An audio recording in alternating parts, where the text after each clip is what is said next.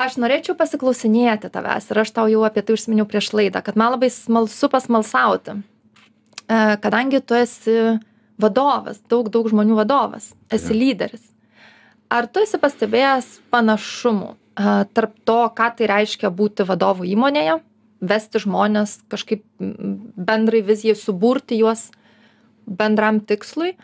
Ir ar tu įžvelgi panašumų, kai mes auginam vaikus? Na, va tas senas metodas, kur anksčiau visi taikydom ir dabar namuose būdavo, aš pasakiau, tu padaryk, nes aš žinau geriau, arba aš vadovas, arba aš mama, arba tėtis. Ir dabar mes kažkaip jau nuo to būdo tai bandom nutolti truputėlį ir pasitelkiam visai kitokias kompetencijas, tuos vadinamosius minkštuosius įgūdžius ir minkštasias kompetencijas. Ir tai yra daugiau apie vedimą pavyzdžių, tiek vaikų, tiek įmonėj žmonių dirbančių. Ar esi pastebėjęs panašumų, kad iš tikrųjų, kad čia panašus dalykai vyksta, tie darbuotojai pešas kaip vaikai namuose, arba atvirkščiai?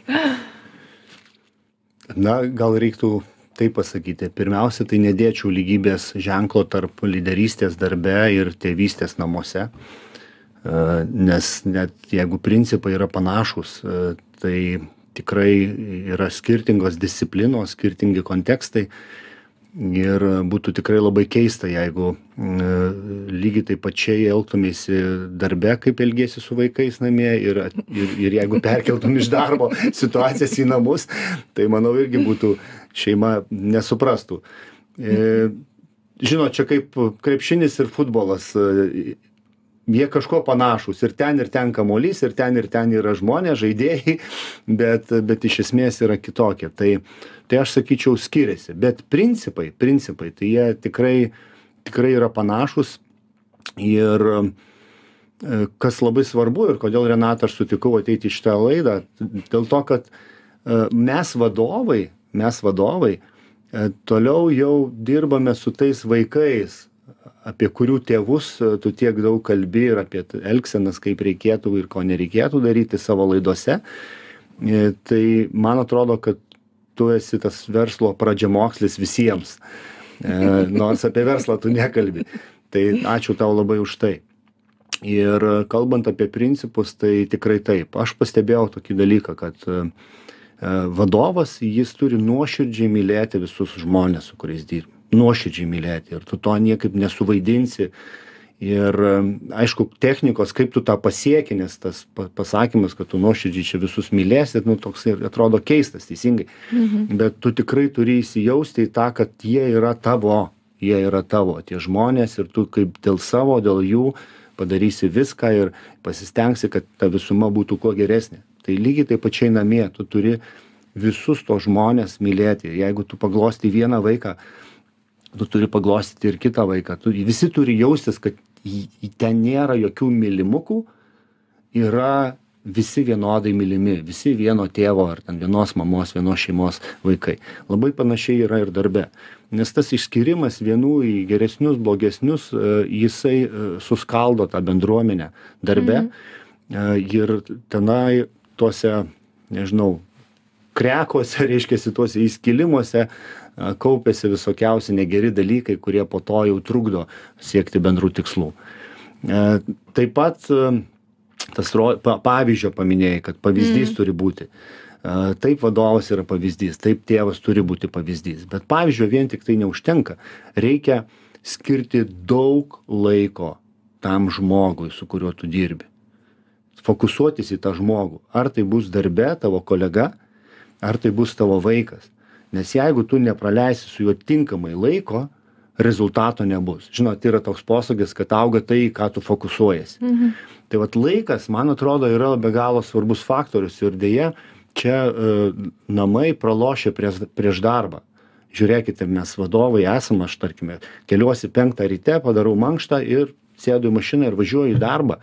Ir aš jau būnu darbe, kai mano šeima dar miega. Kai aš grįžtu, jie jau, reiškia, sėdam valgyti vakarienę ir tada kur tas laikas, kurį tu turi skirti tam vaikui. Ir čia, kai aš sakau, kad mes tikrai negalėtumėm lygybės dėti ženklo, tai man atrodo, kad darbe vadovas turi daugiau erdvės pasireikšti kaip lyderis, negu kad namie. Tiesiog fiziškai mažiau tam laiko. Todėl tėvas, mama privalo būti labiau kūrybiški ir turi galvoti, kaip tas laikas praleistas su vaikais, kad jis būtų kuo kokybiškesnis. Bendra veikla, planai bendri, kelionės, bendras darbas. Tai tiesiog tai turi būti pagalvota į priekį ir tada, užsidaro tie, kaip sakyt, tas tarpsnis to laiko, kiek tu jo negali skirti, jisai tiesiog užsipildo geresniu turiniu.